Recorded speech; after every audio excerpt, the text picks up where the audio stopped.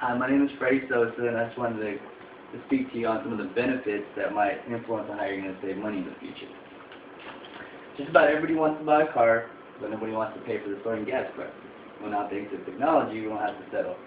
Thanks to the discovery of the electric car, people can drive solely on the power of electricity. But most people say that unless some new type of battery is embedded, electric cars are merely a dream. These cars are more than a dream, much more a part of reality. But what do these cars have in the future? Well, let's see. First of all, if they don't burn off the harsh emission, that's going to help decline the ozone layer. Secondly, just imagine roughly how much money you spend a day, week, month, a year on fuel itself.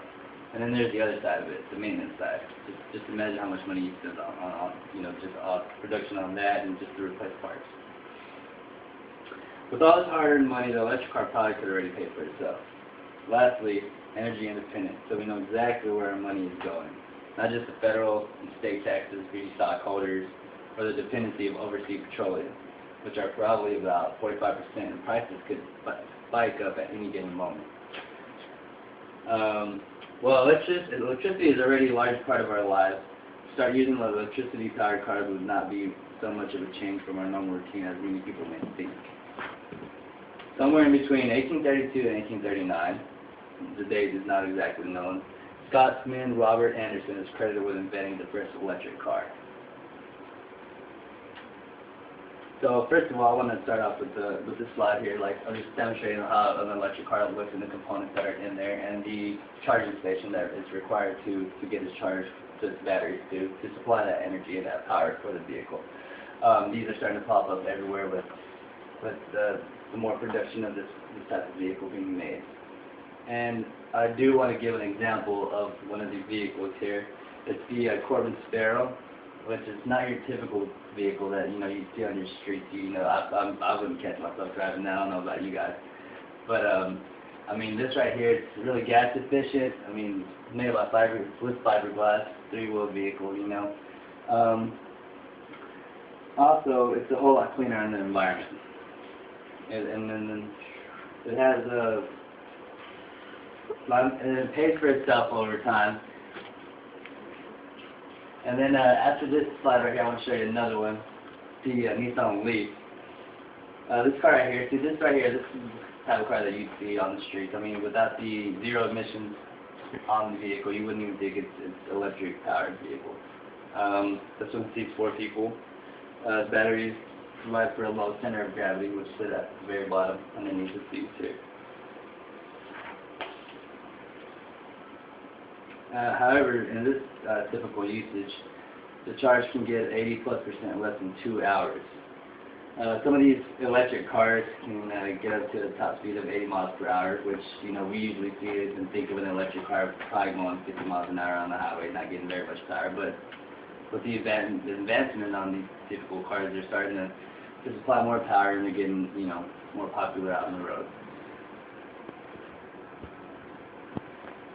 Now we are going to go into money. Who doesn't want to save money on gas these days? If you drive 40 miles a day for 30 days a month, it would add up to 1,200 miles per month. Now, on a gas-powered vehicle, this is $192 a month. Now, just think about it on the Nissan Leaf that I showed you earlier, which you would only spend $36 a month. Taking the same trips with an electric powered car is obviously a whole lot better and cost efficient. And then there's the maintenance on the vehicle. Of course, with your conventional combustion engine, you have a lot of moving parts, pulleys. Also, you have fluids running through your conventional engine there. You have your oil. So, I mean, more leaks. And with the electric car, you can save money without replacing components. Those components probably use batteries, which would help function and power the car.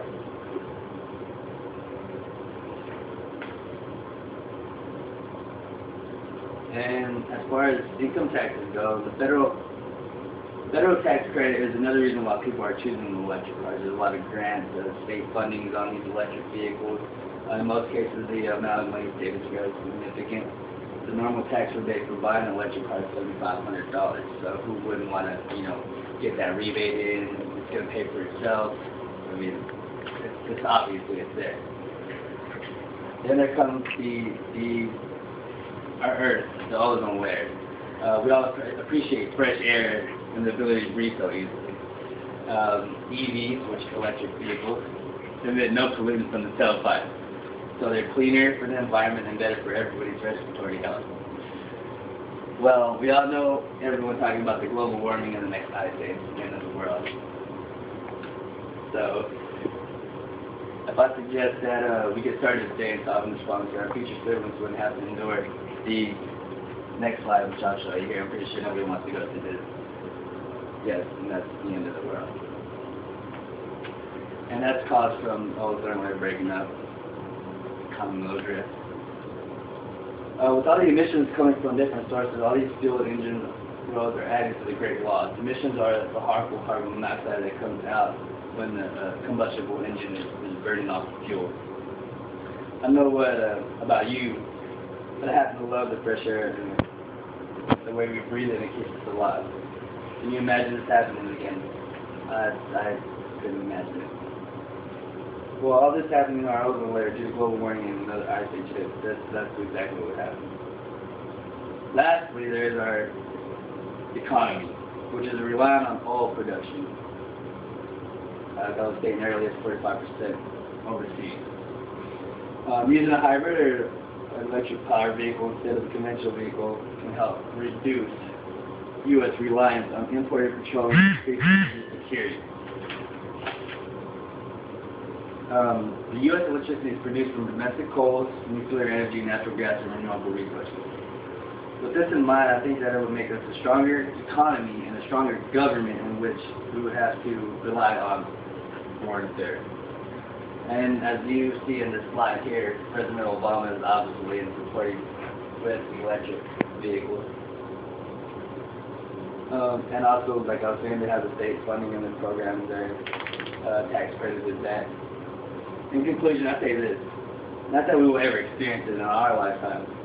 Can you just imagine the world coming to an end all because the worst problems are the ones that we created for ourselves?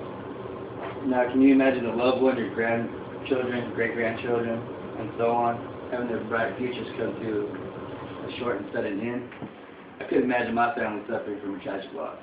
I hope you couldn't either. So I say this to inform you with the benefits that an idea that is centuries old can have such a great and positive impact on today's society. So with this I have informed you on the usage, the environmental safety, on how the electric car can help us with energy independence.